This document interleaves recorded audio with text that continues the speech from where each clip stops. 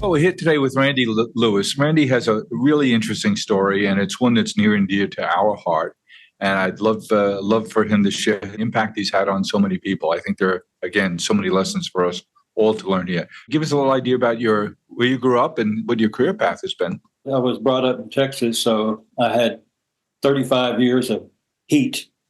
And then I transferred jobs. I started in consulting. I was 17 years in consulting, and then took a job, moved up to Chicago, and one of my clients, I was a client there for 5 years. The client for 5 years was Walgreens. And I worked out there, and we redid all their supply chain systems. And it was a great job. I got to see it from the inside and all that. And as the project was ending, the head of HR said, "Let's have breakfast." And I said, thinking, he said, the head of head of supply chain is going to retire in a couple of years. And we like your work. And if you don't, we'd like you to come on as a vice president. If you don't screw it up, you'll replace him. So, and then I stayed there in that position 20 years. The heart of the matter we're leading to is, tell us about your family and tell us about your son. Okay. When we moved up here, we had a daughter, and then we had a son, which we were very happy about. That was probably, he's 36 today. And so let's take that back. And I was working on the Walgreens project. Mm-hmm.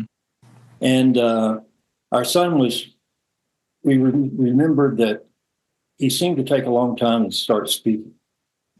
He got to 2 and wasn't talking. And then we found out that a lot of the family would start talking, saying there may be something wrong, which we completely rejected that.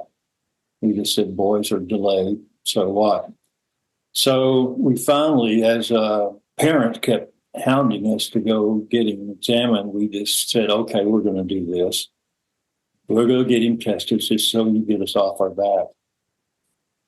And we did have him tested. And when the results, and I remember the trip as we were going in and getting all the results. I told Kay, he's going to tell us this is a delay, and we've gone through nothing. It's a wasted trip. And we got there, and guy brought us in his office, the doctor, and he laid it out, and he started going through the results. And he said, well, we couldn't test on this. It was not testable for these things, so we don't know. And my reaction was, well, will he get better? Trying to look at the bright side. Sure. And he took off his glasses. I remember this, Jim. He stopped, took off his glasses, and looked straight at me. He says, he might get worse. And that's when the bottom fell out. And they called it pervasive developmental delay, PDA, which from a lot of people is another word that turns out to be autism. So that's where we started, not knowing what's going to happen. Now, Austin would use some words, but he didn't start speaking. So first of all, we got very intensive on trying to make an intervention. Sure. And we found a place that was an expert in language, because people with autism, it's not learning language like a foreign language. It's language as a concept. And they had to explain that to me. It's speech therapy, but it's not to get rid of a lisp or whatever the way we speak. It's to process language. He started speaking a lot, probably about age 10. And if you met him today, you'll think he's trying to make up for lost time. But it's really interesting going through that journey. It's a real stress on families. And we decided. No question about it. Because we had a daughter before Austin, 2 years older, and we had a daughter 2 years behind. And a lot of us parents got to decide, what are we going to do? Because a lot of people, it's easy to devote all your time because you're so focused on that. Sure. To your other children. And so we had a lot of discussions saying, no, we're not going to go to Canada for this special treatment or all this kind of stuff. we happen to have a Martian who's born in an Earthling world. So how do we help him? We're not going to make him an Earthling, but how can we help him cope in that? And we're going to give it our best shot, but we're going to do it as a family. And today, his relationship with his older and younger sister is fantastic. Are Sarah and Allison local there in Greater Chicagoland? My daughter, Sarah, she's over in Maine. Uh-huh. My daughter, Allison, has just moved back from Atlanta for a long time after college. So she came back for the weather. Well, she came back right before COVID. So she ended up living with us 2 years. And that was a real experience. This little college girl that left 7 years ago, and all of a sudden this adult woman shows up at my house. How did that happen? I bet you loved it. Oh, it was fantastic. Yeah. It was fantastic. I mean, I don't like to talk about COVID because my experience was, we had the family there, and with all the inconveniences, but we didn't have to go through all the suffering that most of the population had to go through. And you had access to Walgreens. Well, exactly. And that's the great thing about being retired. That story's not that far from me. Now nobody knows who the heck I am. I'm just another one of those old guys coming in every once in a while. But he seems to pay a lot of attention to everything with wheels on it. Exactly. That was what was driving it. But the thing I found out, you get drafted into this. Nobody would volunteer for this. The heroes to me are people who adopt children with disability. I come across those people every once in a while, and I hug them. I mean, nobody really signs up for it, but special people. Oh, definitely. But I found out in talking to other parents, thinking about a job is one of the first things you think about. That was my first thought. What's he going to do? How will they fend for themselves? As a responsible sibling or as a parent, you don't put your head on the pillow any night without wondering what happens after I'm gone.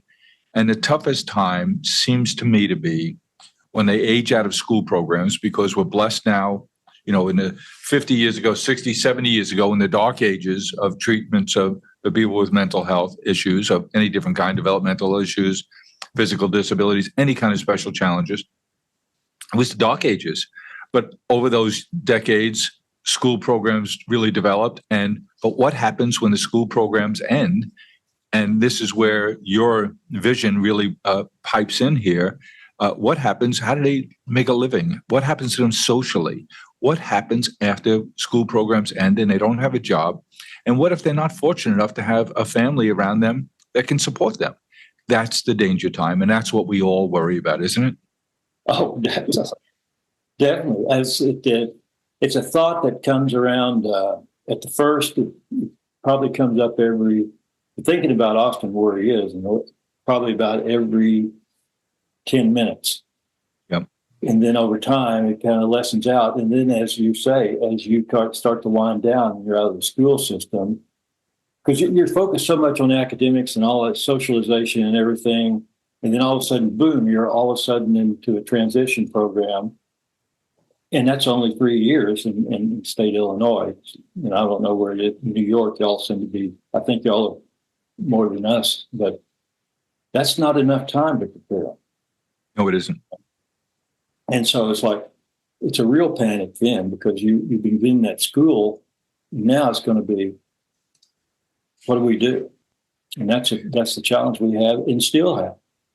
And what was brought to my attention, Gary, is the book you wrote about the journey that you're just starting to tell us about. It's called No Greatness Without Goodness, as is evidenced by those who are fortunate enough to be able to watch this, because you have the step and repeat behind you. But this book came to my attention because this is something. I have a brother, Kevin, a younger brother was born developmentally disabled, and we've tried our best as a family, and now as an enterprise, both as a business and a not-for-profit, that we created to create jobs for people with disabilities who didn't have jobs before. And it started with trying to create a job for our brother. And because we're in the flower and plant business, a friend of ours had the idea that we should build a greenhouse and create jobs for people like my brother Kevin, which we did. And now we have 400 or 500 people who work in different, mostly ag, but increasingly hospitality settings too. These people wouldn't have had a job otherwise. And This was a good idea of a friend of mine who created an agency who takes care of my brother Kevin, who lives in one of their group homes. And he's a wonderful saintly kind of guy. Walter Stockton is his name. And it was his idea that we could create what we now call Smile Farms. But tell us about your journey. Here you are, Mr. Logistics expert. You've helped Walgreens dominate the corners of America and bring us toothpaste and other essentials and prescriptions at the best possible cost.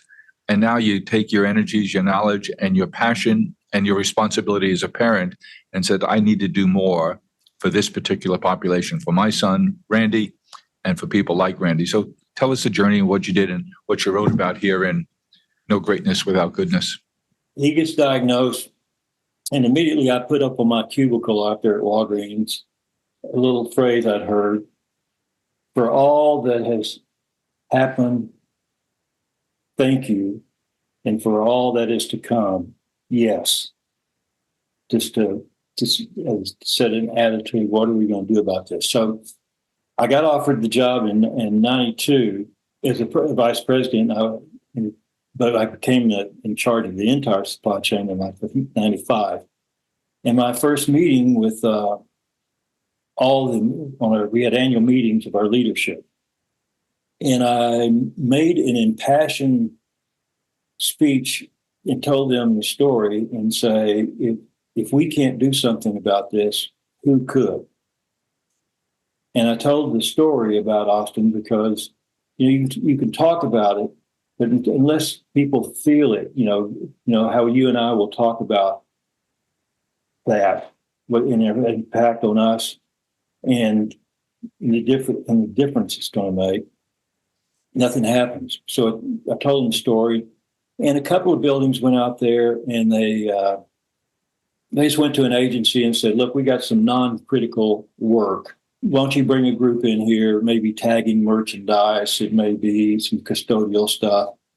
And a couple of buildings did that, and everybody thought we were incredible. We got awards for being great citizens and stuff. And I was thinking, gosh, this is great. And then I was down in visiting our Dallas center, and they had a group. We call this an enclave, where they had their own management company, and they're like contractors to us. And this woman showed me the picture of the group, and she said, they're great. And I didn't know who she was because she's in the picture. And I'm thinking, who is this woman? And she said, and she must have seen my confusion. She said, I'm not one of them. I'm their sponsor. Great. And I thought, wow, I'm not one of them. I mean, it was just like, boom, it hit me on the side of the head. I thought, we got to do better than this. And I got the idea. I talked to the people, the buildings that had enclaves. I said, these people have been in our building 2 or 3 years. Certainly, some of them can do the work. So why don't we give them a chance and ask for volunteers among our team members who would be a volunteer coach? And let's see how they do. And they did great. And that kept up. And then we were building distribution centers right and left. And it was a huge, that growth area.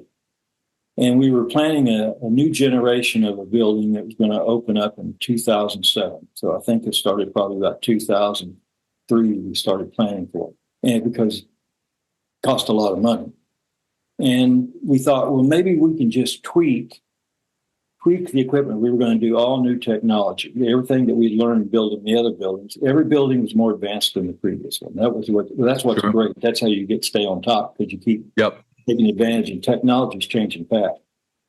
So, okay, we're going to not just spend any more money because we have shareholders to they're accountable to. So, maybe we can just tweak it. Let's just think about people that may not be able to reach as far. Maybe some people that need more privacy. Maybe when we have an option, let's just be creative. We're not going to hire consultants to do this. We know our work. We know the technology. Let's just take that attitude. And so we proceeded that way. And as far as goal, we set a pretty high goal. And we said, remember working with those enclaves, we used 2 of our team members to be a coach for one person, and that was successful. And we're going to hire 600 people in this building. And why don't we apply that 2-for-1, a typically able person team member for each person with a disability?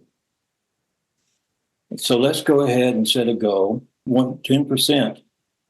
Well, see, that'd be 30% would be people with disabilities, 1 out of 3. And everybody embraced it. It was what we called a clear and elevating goal. And we said, and as we go along, if there's something we need to do that to accommodate, we don't call it accommodations. We call them adjustments, because accommodations are expensive and get you in trouble. So we call that adjustments. We said, okay, be creative, and if you don't have the authority to do it, kick it upstairs and we'll see what we can do. And if we change a policy, we're going to change any policy that gets in the way of an effective workforce. And we're going to call that a pilot. Because if you call it a change, everybody wants to jump in there, and you can't do that. But we know if you call a project a pilot, everybody goes, oh, okay. So everything is a lot of pilots. That's how we got it through. We're going to steal that one from you. Exactly. That's how you hide something you're going to do. You don't. You're right, because everybody's an expert on why it can't be done. Exactly. I mean, somebody said, well, how did you risk this, all this kind of stuff? I said, you don't get to this level without figuring out how to avoid responsibility for a failure, and you know how to hide things that you want to do. That's the criteria to get there. And we opened that first building, and it exceeded our expectations. What I'm guessing, but it must have had an interesting impact on the other 2 workers. Oh, that's the magic of this thing. We thought we'd be impressive. Well, let me kind of tell you what we would do. Another thing, because to make this something this big to happen, we had to have buy-in all the way down to the floor of the building, and everybody had to know that we were serious about this. Yep. This was not going to be a building month. So what we said we were going to do, I got invited to my first all store manager meeting in Las Vegas. And supply chain guys never been invited, because we were the reason when you went to a Walgreens store and you were out, I was the reason. So the store managers never really wanted to hear anything from me. So I went there, and I told them. Did you have to have a disguise on or anything? Well, they didn't even look at me the first 10 minutes of the presentation. But when I told them about it, I told them, all this building is going to make you happy, and we're going to do all this kind of stuff. They didn't care about that. And I said, oh, by the way, and 1/3 of the workforce is going to be people with disabilities. People had never had a job before. Boom. All of a sudden, everybody looked up from their BlackBerries at the time and said, wow, and started. And I said, what got their attention, we never used to, for the 100 years, never let any other companies come and visit our buildings, because we thought we had is the secret sauce, or that we were so bad we didn't want them to know either way. So it went on both ends. So, but I said, we're going to open our doors to the world, including our competitors. And we did do that. And in years since, all these companies, probably 500 companies, have been through our buildings. And we gave everything away. We even had a boot camp where they could send their managers to our buildings and work in there for 2 weeks and learn. And a lot of other companies took that and moved it forward. So that was the thing. And we would have. Randy, that's terrific what you did there. Just absolutely terrific. Blind hog finds acorn every once in a while. But it was, everybody got it. We by empowering them, like the biggest obstacle was overcoming everybody's fear. I mean, frontline managers, what do I do? You said, give it your best. That's all you got to do. And some people are not going to be successful. We got to realize that. If we're really going to, anybody can hire somebody that's really not that, has much of a challenge in a disability. Those are pretty easy. Now, they have bias against those people. Like I think deaf people, for us, our jobs, a deaf person is really not much of a disability. So Yep. it would not be that challenging to hire Sure. deaf. And some But people would have do someone that. lift some heavy boxes who only has one arm. Now there's a visible disability. Oh, or all kinds of things, all Yep. kinds of things. But those are easy. If we're going to make a difference, we got to go deep in the pool. People who would never have a chance for a job, and some of those will be successful, but some of them will not. And do you have any kind of anything to report in terms of the numbers of people in that pool of talent that were successful versus weren't? 90% of our people come through that are successful. What we do is we have a 9-week internship. We pay them, but they're Yep. interns, and they have 9 weeks to learn the job. Yes. We give them 2 weeks of social stuff about, because these folks have probably never had a job, Right. showing up. And during that 2 weeks, we learn they can show up. But how do you, if you need help, how do you ask for it? Those kind of the social things. And then when they're successful at that, that's unpaid. The agencies that bring the candidates in. Then we have a 9-week full time. You got your boss, you've got a coach, peer coach, and so 90%. A peer coach. That's important. Oh, and it's key. And and it's interesting in the buildings now. Everything we did for a person with a disability, we do for a person without a disability. So every team member, when they start, has a peer mentor. Tell us about ATP. Now that's our secret sauce. So, all right, share it with us. Come on, Randy. Nobody listens. Well, I was at our Connecticut center, and I was talking to the HR guy there, and they did the same thing. And I was asking, I said, "We've been through this a lot now. What's the key thing when there's a problem?" And he says, "ATP." And I said, "ATP, what's that?" I've never heard of that. He says, "Ask the person." If somebody's rate drops all of a sudden, you don't go up and say, "Hey, you're not doing as well, my way or the highway." You ask the question, "What's up?" Let's try to get to what's the issue. Yep. And nobody wanted to, because nobody wants to fire a person with a disability. Sure. So the magic, we discovered there's a magic here. People with a disability, and you and I know this, they change us. We may help them, but we are changed. Also, Randy, it seems that the people who want to work in that environment, who don't have, the obvious disabilities, it's self-selecting. When word gets out that Walgreens Distribution Center has a third of their workforce to people with disabilities, I think that has I think that sends out a message to all those who are going to consider working there that if you have a problem with that, you need not apply. Oh, yeah, it self-selects that. So that's the question. Do we get better humans or do we make better humans? I think.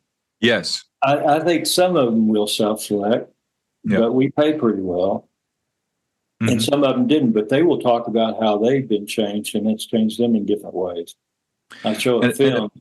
A core tenet of your program there at Walgreens was same work to the same standards for the same pay. Exactly. Because nobody could come in here and say, "Oh, yeah, that's great. Hire people with disabilities if you can afford it." So that was, when people do this, they ask me, what's key? You got to decide what you're willing to do and what you're not willing to do. But it's a different atmosphere, isn't it, Randy? Tell us about Chuck. Yeah, Chuck was one of those people in Enclave before we went big. He was kind of one of those people that we brought him out of the Enclave, gave him a chance, and he worked with 2 ladies. One of the things, he had autism, but he had drives. And we learned his favorite color is purple. I think everybody in the Walgreens company knows his color because we told this story. And why it's purple, well, I don't know why it's purple, but every time we would have a purple tote, when we pick our orders, we put them in plastic. In the Walgreens store, you get one, we will ship one, or three of items. We don't ship cases much. So it's individual items. And each center has their own color. And occasionally they get mixed up. The color in Connecticut was not purple, but there would be occasionally like one or two a day from the building use purple totes. And Chuck noticed it every time it would come by. And he would start dancing and let everybody know that there's a purple tote. Pure joy. In years gone by, that would have been something a manager would be embarrassed about or try and counsel him out of doing. And you went the other way. Well, it got down to the question, well, which do we prefer? Dancing or complaining? And it's a pretty easy choice. Let's go with the dancing. So, and speaking of dancing, we do have to interrupt here to come back to, you know, something about dancing too. Well, when I was in college, I'd been in Peace Corps, and I came back, and I was going to graduate school. And in Peace Corps, where did you serve in the Peace Corps? Peru. And I made a lot of money. They give you at the end of 2 years, they give you $1,200. Wow! So you're living large. Yeah. So it didn't pay much tuition in grad school. So I got a job, and I got a job as an Arthur Murray dance instructor because when I was in high school, I did it as an after school job. So it was a pretty fun job to do, and it didn't require a lot of heavy Now, did lifting. Chuck teach you some new steps?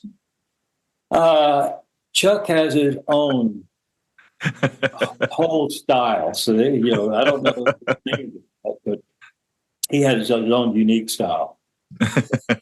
Unteachable. Right. Yeah, but everybody has their own dance. Everybody has their own view. So he kind of fits in, and it's opened up everybody else's eyes. And so this program, tell us about it today, 10 years after you've retired from Walgreens. What's this program look like within Walgreens today? Well, here's what's incredible that, when you do something like this, and I was the driver behind it, you worry about is it going to succeed after you're gone? Absolutely. Because, everybody knew that I was completely devoted to this. They've had 4 people replace me since I've left, and the program is still on. And I think it's because it's been there long enough and everybody knows it works. And those 2 buildings that have the highest percentage of people with disabilities are the highest performing buildings. Isn't that something? In the chain. So it was a good thing to do. It was a good thing to do for the shareholders too. And it was a great thing to do for families and for us. How proud are you? Proud, but more grateful. Yeah. It took a lot of, obviously on your part, a lot of courage, a lot of stick-to-itiveness, but it took a lot of courage on the part of your bosses in the highest reaches of Walgreens to give you cover until you get this in and prove that it works and show that it works economically and it works culturally and that it has benefit for everybody involved. Not just the number of people who work at Walgreens who have a disability, but for their families and their extended families and their communities as well. These are people who would otherwise be a burden on society. And now tell us how it's impacted. I'll ask you about Randy in a minute, but how it's impacted the people in that program, because as you and I know, and everyone knows, work is a lot more than about a paycheck. It's about dignity. It's about a raison d'etre. It's why you get up in the morning. It's social.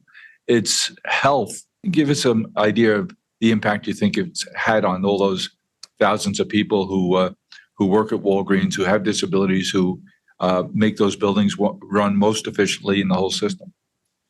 Well, I think there's 2 groups. I think people with disabilities and the people who work with people.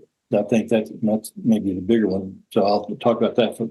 Well, there's no doubt it's had an impact on them. They talk about, I have a car now, or I have here kind of says a lot about it. We, at that first building, we built a place, we worked with the city to bring a bus out there to the center because it's in a remote place. And we built a shade stand so people could wait out there. And I was at that building one time and the bus pulls up and there's nobody getting on it. And I'm thinking, gee whiz, what's the deal? So I asked somebody in the building, so, I only saw 5 people out there. We got 200 people with disabilities. What's the deal? And she said, well, when you pay somebody a living wage, they can find out how to get to work. Because now they have money to do that. They don't have to be dependent upon all these other things. That says a lot right there. Our turnover is lower for people with disabilities and without in the buildings.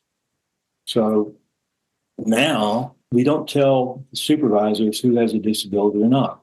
Yep. So somebody used to, when we started, somebody would come up and say, like a supervisor, say, okay, I'm working with Mike over here. I've been having some issues, and I just need to know if it's personality or disability.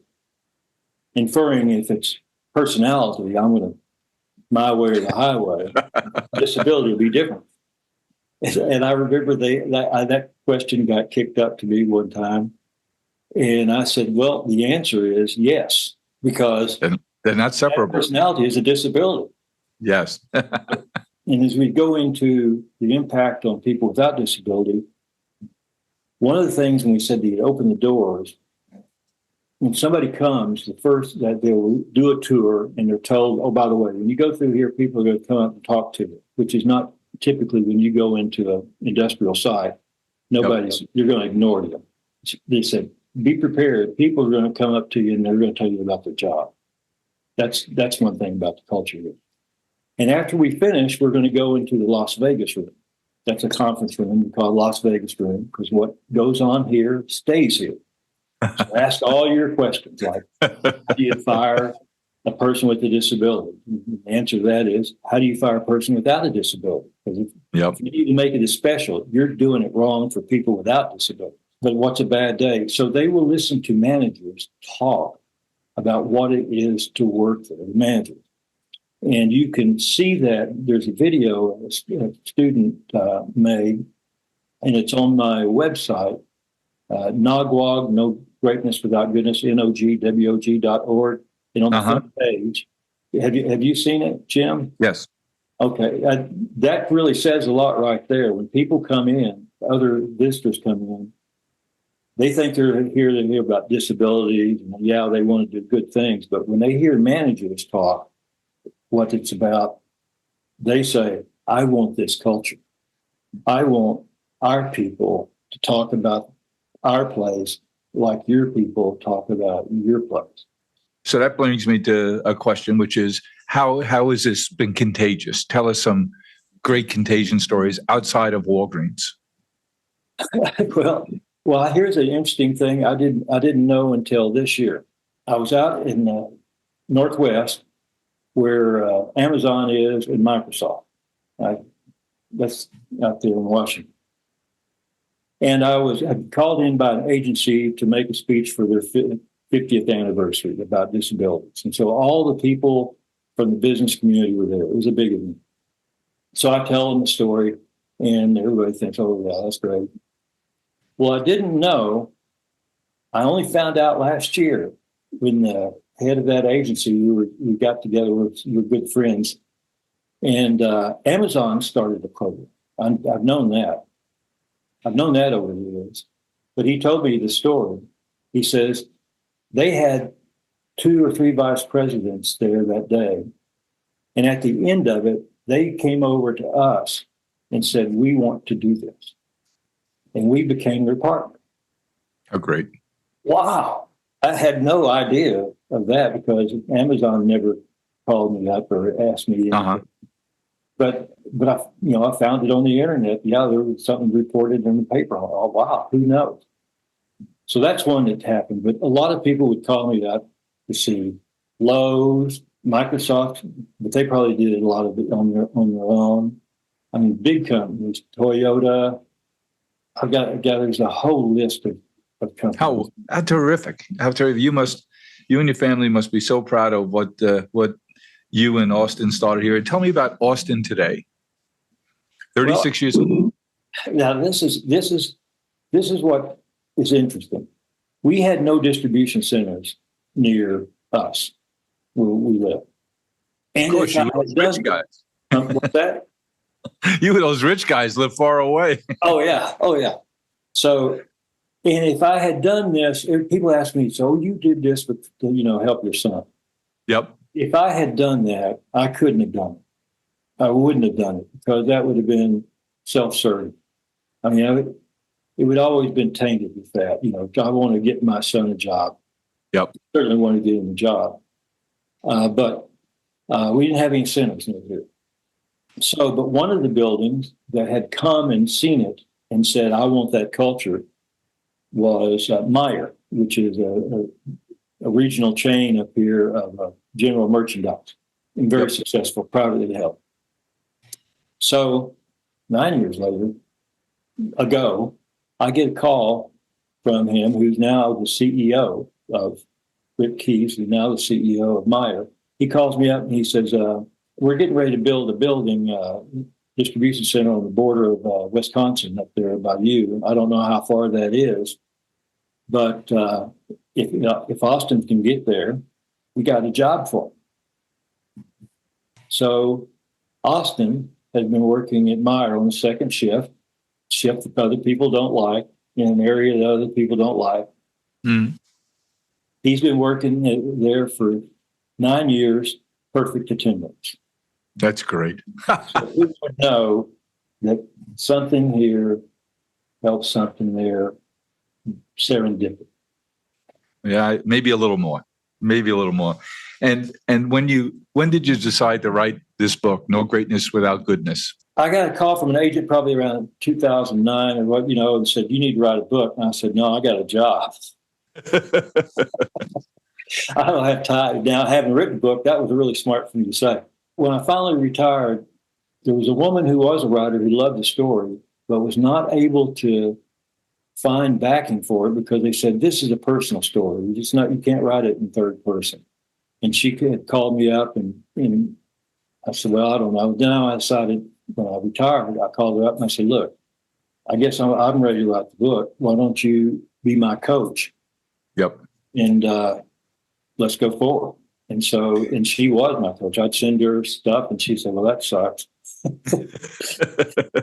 She said a nicer way than that, but I mean, essentially, cut to the chase. But you got the message. I got the message. So I started writing, and it took about a year and another 6 months to take all the stuff out and make it right. Now you have Nagwag and the website that goes with it. You have the book, and you're often asked to speak around the country about what you've done and tell your story to inspire others to mimic it and keep those seeds growing and spreading.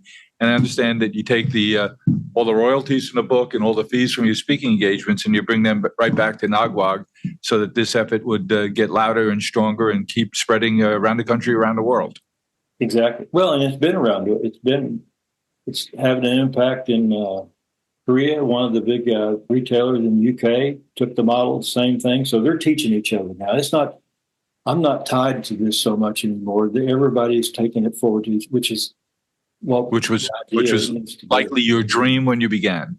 Yeah, and oh, by the way, I didn't do this alone, and I wasn't the first. It's a team effort. You're a good shepherd. A team of people we don't even know each other. And that's when it's the best. How wonderful. Randy, thanks for sharing your story with us. It's just amazing. All of us should be trying to mimic what you planted as a little seed there all those years ago at Walgreens. Applause to the leadership of Walgreens for making this effort work in your absence and continue to grow. And for all those companies that you mentioned that have come through your building, learned about the program and making a difference in people's lives and families' lives every day. You don't want to take the credit, but it's too bad. We get to decide you get it, and we applaud you and wish there were more people like you. Randy Lewis, thanks so much for sharing your story. You're welcome. Thanks, Jim. And oh, by the way, I think what you did was a lot harder than what I did. Oh, no, no, no. Thank you. We're trying to mimic what you do here in our companies here at Flowers, in our Harry and David company, and we have a lot of companies in your backyard there in Chicagoland, and we're trying to mimic what you did right now to make it an even bigger impact. So mine is yours. good. We'll as soon as it warms above zero, we'll drag you over to one of our buildings, show you what we're doing. Sounds great.